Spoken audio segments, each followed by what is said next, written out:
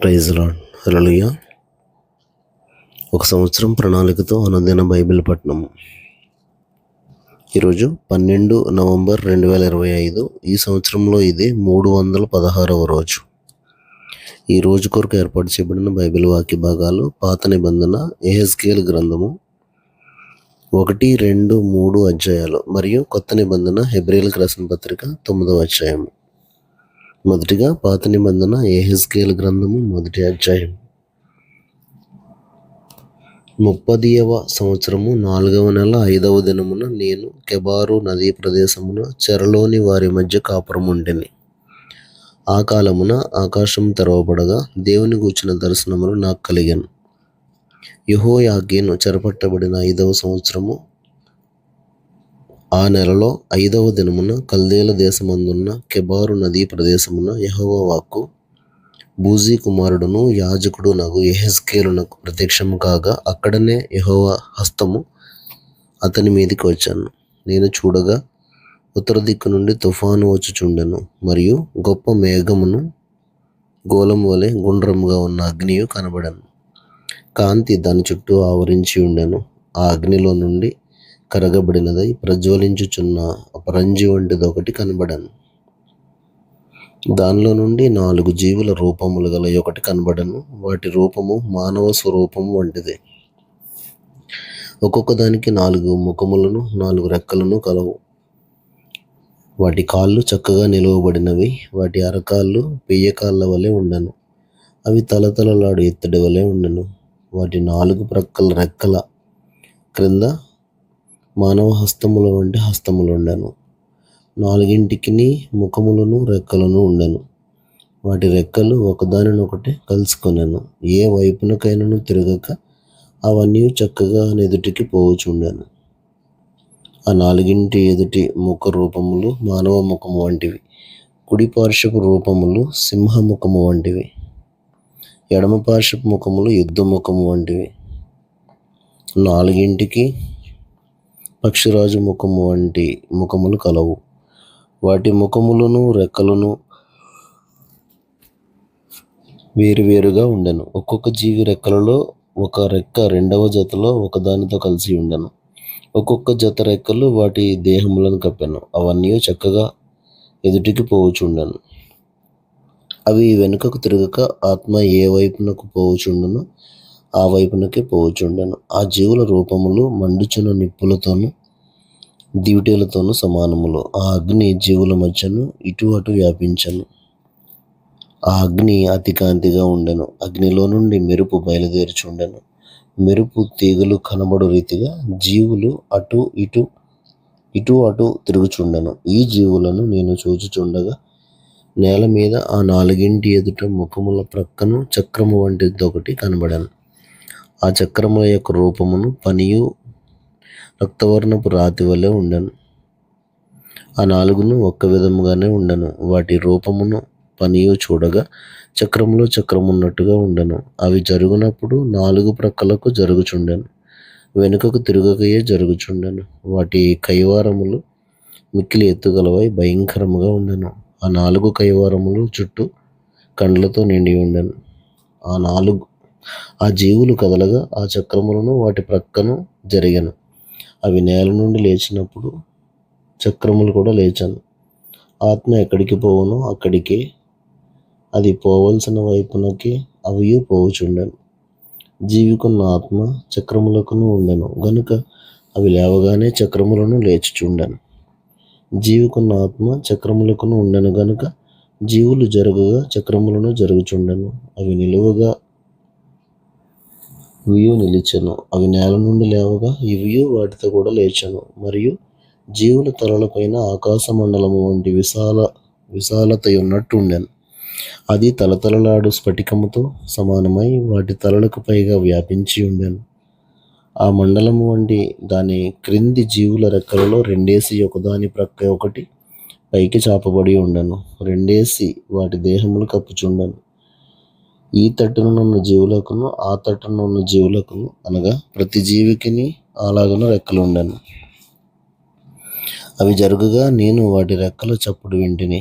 అది విస్తారమైన ఉదకముల ఘోష వలెను సర్వశక్తుడకు దేవుని స్వరము వలన దండువారు చేయు ధ్వని వలన ఉండను. అవి నిలిచినప్పుడెల్లా తమ రెక్కలను వాల్చుకొనుచుండెను. అవి నిలిచి రెక్కలను వాల్చినప్పుడు వాటి తలలకు పైగానున్న ఆకాశ మండలము వంటి దానిలో నుండి శబ్దం పుట్టెను. వాటి తలలపైనున్న ఆ మండలము పైన నీలకాంతమయమైన సింహాసనము వంటిదొకటి కనబడను. మరియు ఆ సింహాసనము వంటి దాని మీద నరస్వరూపియగు ఒకడు ఆసీనుడై ఉండెను. చుట్టూ దాని లోపట కరుగుచున్న ఇత్తడియు అగ్నియు ఉన్నట్టు నాకు కనబడెను. నడుము మొదలుకొని మీదికిని, నడుము మొదలుకొని దిగువకును ఆయన అగ్నిస్వరూపముగా నాకు కనబడెను. చుట్టూను తేజోమయముగా కనబడెను. వర్షకాలమున కనబడు ఇంద్రధనుస్సు యొక్క తేజస్సు వలె దాని చుట్టూనున్న తేజస్సు కనబడెను.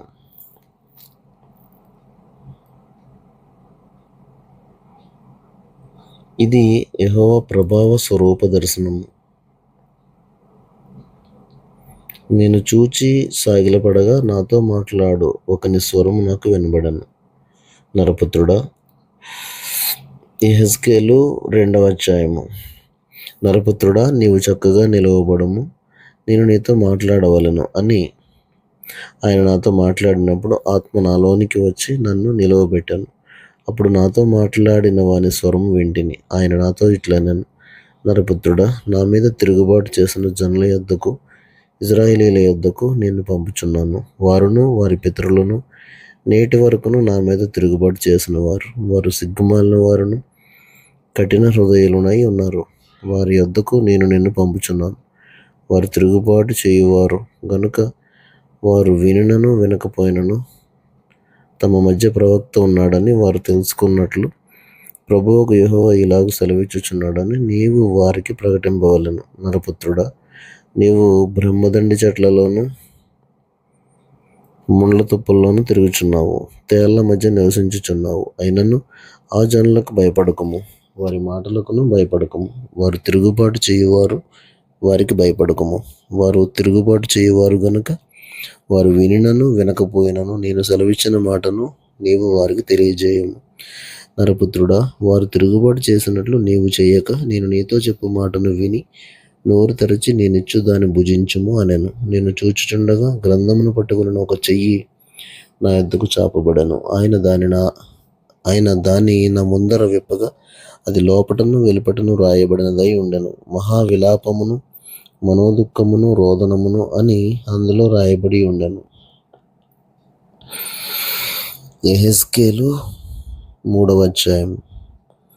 మరియు ఆయన నాతో ఇలాగ సెలవిచ్చెను, నరపుత్రుడా, నీకు కనబడిన దానిని భక్షించుము. ఈ గ్రంథమును భక్షించి ఇశ్రాయేలీయుల యొద్దకు పోయి వారికి ప్రకటన చేయము. నేను నోరు తెరవగా ఆయన ఆ గ్రంథము నాకు తినిపించి, నరపుత్రుడా, నేనిచ్చుచున్న ఈ గ్రంథమును ఆహారముగా తీసుకొని దానితో నీ కడుపు నింపుకొనుమని నాతో సెలవీయగా నేను దాన్ని భక్షించితిని. అది నా నోటికి తేనె వలె మధురముగా ఉండెను. మరియు ఆయన నాతో ఇలాగ సెలవిచ్చాను, నరపుత్రుడా, నీవు బయలుదేరి ఇశ్రాయేలీయుల యొద్దకు పోయి నా మాటలు వారికి తెలియజెప్పుము. నీవు గ్రహింపలేని ఏస మాటలు పలుకు జనుల యొద్దకు కాదు, ఇశ్రాయేలీయుల యొద్దకే నిన్ను పంపుచున్నాను. నీవు గ్రహింపలేని ఏస మాటలు పలుకు అన్యజనుల యొద్దకు నిన్ను పంపుటలేదు.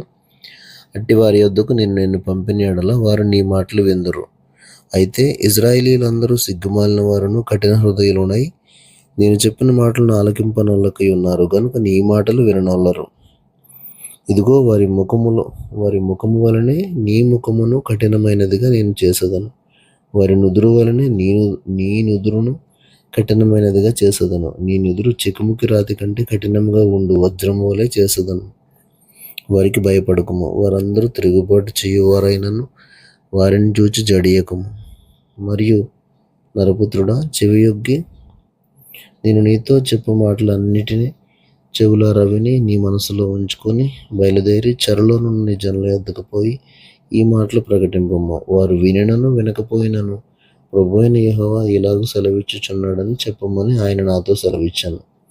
అంతలో ఆత్మ నన్ను ఎత్తుకుని పోగా యెహోవా ప్రభావమునకు స్తోత్రము కలుగును గాక అను శబ్దం ఒకటి ఆయన ఉన్న స్థలము నుండి ఆర్భాటముతో నా వెనుక పలుకుట నేను వింటిని. మరియు ఆ జంతువుల రెక్కలు ఒకదానినొకటి తగులుట వలన కలుగు చప్పుడును వాటి ప్రక్కనున్న చక్రముల ధ్వనియు గొప్ప సందడి జరుగుచున్నట్లుగా నాకు వినబడెను. ఆత్మ నన్నెత్తి తోడుకొని పోగా నా మనస్సునకు కలిగిన రౌద్రాగ్ని చేత బహుగా వ్యాకులపడుచు కొట్టుకుని పోయినప్పుడు యెహోవా హస్తము నా మీద బలముగా వచ్చెను. నేను కెబారు నది దగ్గర తెలాబీబు అను స్థలమందు కాపురముండు చెరపట్టబడిన వారి వద్దకు వచ్చి వారు కూర్చున్న స్థలమందు కూర్చుండి ఏమీ చెప్పకయు కదలకయు ఉన్నవాడనై 7 దినములు వారి మధ్య ఉండిని. ఆ ఏడు దినములు జరిగిన తర్వాత యెహోవా వాక్కు నాకు ప్రత్యక్షమై ఇలాగు సెలవిచ్చెను. నరపుత్రుడా, ఇశ్రాయేలీయులకు కావలిగా నేను నిన్ను నియమించి ఉన్నాను. కాబట్టి నీవు నా నోటి మాట ఆలకించి నేను చెప్పిన దానిని బట్టి వారిని హెచ్చరిక చేయుము. అవశ్యముగా నీవు మరణమవుదు అని నేను దుర్మార్గుని గూర్చి ఆజ్ఞేయగా నీవు అతనికి హెచ్చరిక చేయకయు అతడు జీవించున్నట్లు తన దుర్మార్గతను విడిచిపెట్టవలనని వారిని హెచ్చరిక చేయకయు ఉండిన ఎడల ఆ దుర్మార్గుడు తాను చేసిన దోషమును బట్టి మరణమవును గాని అతని రక్తమునకు నిన్ను ఉత్తరవాదిగా ఎంచుదును. అయితే నీవు దుర్మార్గుని హెచ్చరిక చేయగా అతడు తన దుర్మార్గత నుండి దుష్క్రియల నుండి మరలని ఎడల అతడు తన దోషమును బట్టి మరణమవును గాని నీవు ఆత్మను తప్పించుకొందువు. మరియు నీతి గలవాడు తన నీతిని విడిచి దుర్నీతిని అనుసరించినందున నేను అతని ముందర అభ్యంతరం పెట్టగా అతడు మరణమగును. నీవు అతనిని హెచ్చరిక చేయని ఎడల పూర్వము తాను చేసిన నీతి జ్ఞాపకమునకు రాకుండా అతడు తన దోషమును బట్టి మరణమవును. అయితే అతని ప్రాణ విషయంలో నిన్ను ఉత్తరవాదిగా ఎంచుదును. అయితే పాపం చేయవలదని నీతి గల వానిని నీవు హెచ్చరిక చేయగా అతడు హెచ్చరింపబడి పాపము చేయక మానిన ఎడల అతడు అవశ్యముగా బ్రతుకును. ఈ మట్టుకు నీవును ఆత్మను తప్పించుకొందువు. అక్కడ యెహోవా హస్తము నా మీదకి వచ్చి, నీవు లేచి మైదానపు భూమికి వెళ్ళుము, అక్కడ నేను నీతో మాట్లాడుదునని ఆయన నాకు సెలవిచ్చెను. నేను లేచి మైదానపు భూమికి వెళ్ళగా కెబారు నది దగ్గర యెహోవా ప్రభావము నాకు ప్రత్యక్షమైనట్టు ఆయన ప్రభావము నిలువబడి నాకు ప్రత్యక్షమాయెను. నేను నేలను సాగిలపడగా ఆత్మ నాలో ప్రవేశించి నన్ను చక్కగా నిలువబెట్టిన తర్వాత యెహోవా నాతో మాట్లాడి ఇలాగ సెలవిచ్చెను. నరపుత్రుడా, వారు నీ మీద పాశములు వేసి వాటితో నిన్ను బంధింపబోవుదురు గనుక వారి యొద్దకు వెళ్ళక ఇంటికి పోయి దాగి ఉండుము. వారు బహుగా తిరుగుబాటు చేయువారు గనుక నీవు మౌనివై వారిని గద్దింపక ఉండునట్లు నేను నీ నాలుక నీ అంగిటికి అంటుకొన చేసేదను. అయితే నేను నీతో మాట్లాడి నీ నోరు తెరచెదను. వారు తిరుగుబాటు చేయువారు గనుక నీవు వారి యొద్దకు పోయి వినువాడు వినుగాక, విననొల్లని వాడు విననొల్లక ఉండునుగాక అని ప్రభువుకు యెహోవా సెలవిచ్చుచున్నాడని వారితో చెప్పవలెను.